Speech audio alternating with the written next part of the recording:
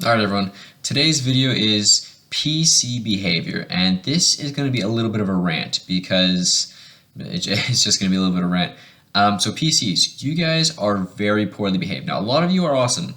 Some of you are not so awesome and give PCs a bad name. Alright, but you know what really bothers a DM is the fact that he or she puts in so much work into this game. And if you don't even have the respect for the time that he put in to know your basic mechanics and know the basic abilities of your characters, that's kind of like a slap in the face. Honestly, that's a very disrespectful in my eyes because the DM makes everything, right. They make the plot, they make the world, they make the adventure, they draw the dungeon, they know the monster stat blocks, they know every NPC, they know all that stuff that has to happen for the game.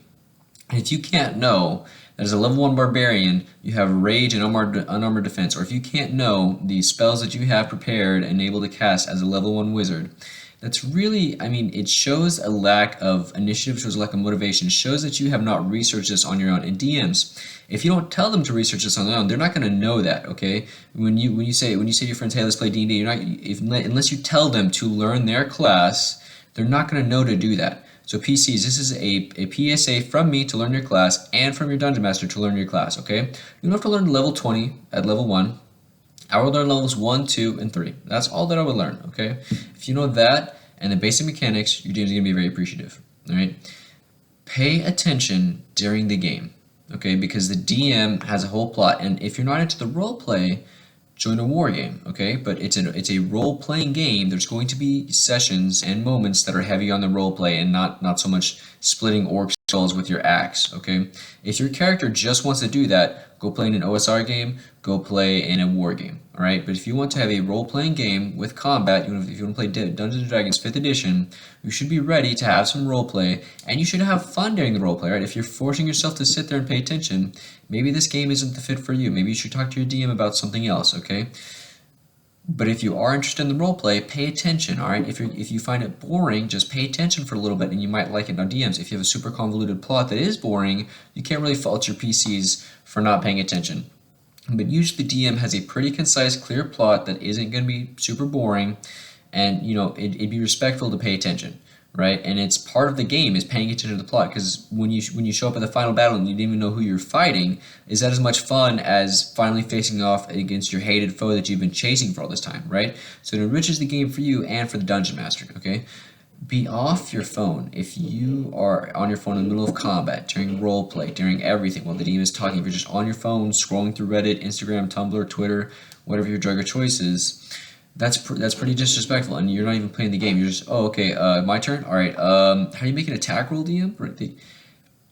If you were a player of mine at my table and did that, I would kick you. I would say, all right, you have to get off your phone, pay attention, learn the rules, or I'm going to kick you. I give them one session, and if they come back and haven't done it, I kick them. Simple as that. So that's some of the problem behaviors of PC. Now, here's one that's less of a problem behavior and more of a PC doesn't really know how to behave kind of deal, because if no one's told you, then you don't know that you're doing something wrong, right? But if someone tells you and you keep on doing it, well, then that's wrong. But if you don't know, DMs like to throw plot hooks out there, right? Because the DM can't possibly have prepared the whole world.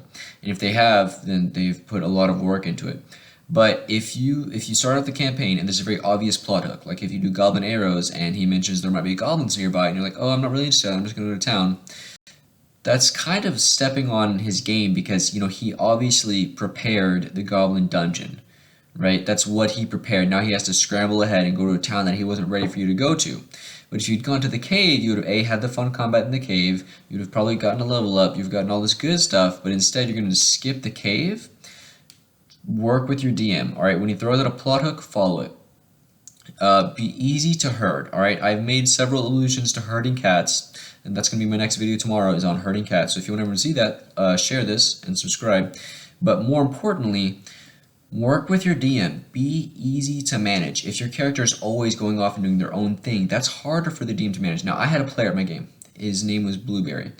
And he was a very good player, paid attention during every combat, he was very good, but he had a problem where if ever I expressed even a modicum of downtime, or just time where he wouldn't necessarily be actively playing, he would always try and do his own thing, so I had to kind of scramble to get that together.